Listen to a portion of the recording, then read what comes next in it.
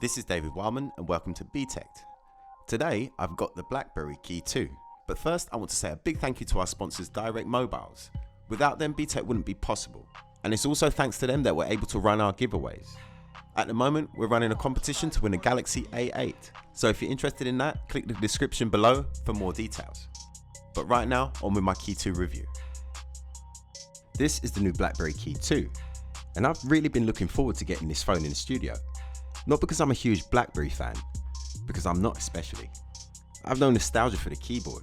I'm perfectly happy with typing on glass. No, the reason I've been waiting for this phone is that from a visuals point of view, this is by far the most interesting phone we've seen in a long time. The trend in 2018 has seen more and more manufacturers producing smartphones with no bezels and no buttons. BlackBerry, however, being BlackBerry, have seemingly looked at what everybody else is doing and done the total opposite, which is always a good strategy if you're trying to get noticed.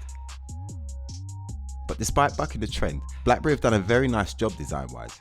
The Key 2 has a 4.5-inch LCD screen with a 1620 by 1080p resolution and a 3:2 aspect ratio, which does the job just fine, showing fairly good visibility in bright sunshine.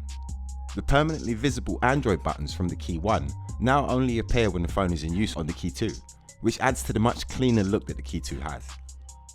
Feels very nice in the hand compared to the Key 1. The use of aircraft grade aluminium makes it feel so much lighter and nicer to use. The back is finished with a textured rubber that's much grippier than what was on the Key 1, and there's a more durable stainless steel trim around the camera bump. It's a classy improvement over the Key 1. The fat rounded sides of the Key 1 have now been replaced with sharp chamfers and flat sides, freeing up space for a larger keyboard. We get 20% larger keys on the Key 2, and the glossy finish that annoyed so many people last time has thankfully gone and has been replaced with a matte finish. The keys are a different shape too. The old keys were rounded on top to help you feel your way around, while the newer keyboard has flat keys that stay in line with the device's design language and chamfer on one side, depending on whether that key is on the left side of the keyboard or the right. Now, I have fairly limited experience with using BlackBerry keyboards, and while I do appreciate the larger keys, the bumps on the old keys are like a tactile indicator, helping you feel where you are. The effect is far less with the flat keys, so I find myself sometimes positioning my finger, then having to move it slightly to visually check what key I'm on.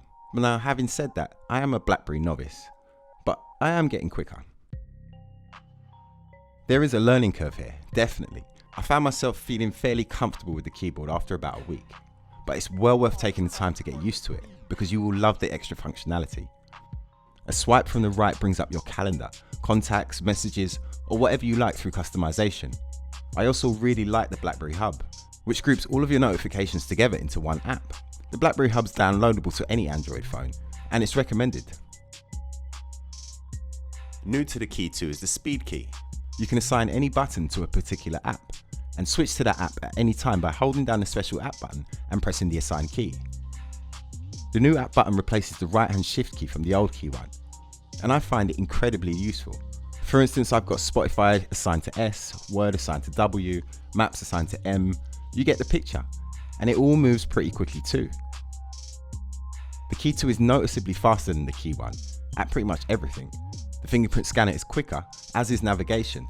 The Snapdragon 660 processor, paired with the 6GB of RAM, seems to handle the job just fine most of the time, although I have seen it struggle with the camera app on occasion, sometimes taking quite a while to process images.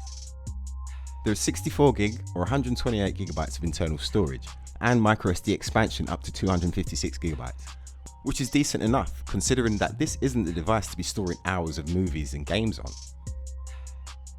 The Key 2 has a very respectable 3500 mAh battery that performs well, easily lasting a day most of the time I've been using it, but I did manage to run it flat on one day, the day I went out to shoot the samples for this video. I was a little surprised as I didn't have that much on-screen time that day, but obviously I was using the camera a lot. I think shooting 4K video seems to hurt the battery quite a lot. The camera itself is pretty good. We have dual 12 megapixel rear cameras. The wide angle is f1.8 lens and the telephoto has an f2.6 lens. They both have phase detection autofocus, with the wide angle having dual phase detection autofocus. I'm getting nice usable results. I'm not blown away, but I'm not too disappointed either. There is some noise to be found in places, and there isn't really that much detail in pictures. They pixelate pretty much as soon as you zoom in.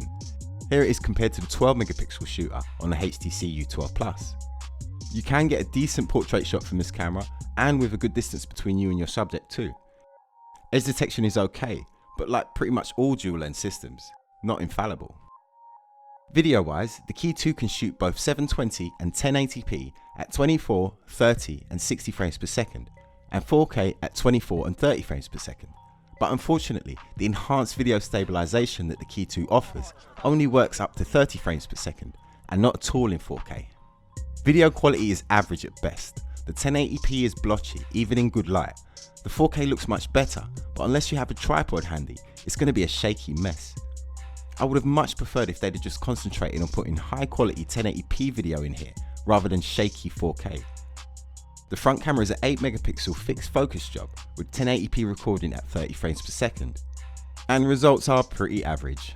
It always seems to get the colour balance wrong, and generally produces fairly unflattering images. But this phone isn't about photography. It's not trying to compete with the P20 Pro.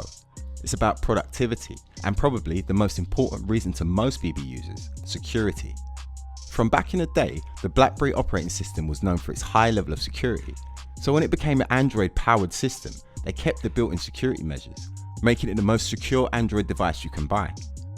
During boot up, this device will test hardware and software for tampering, and will fail to boot if a problem is detected. It also has Blackberry Btekt software pre-installed, which monitors apps and the operating system for threats.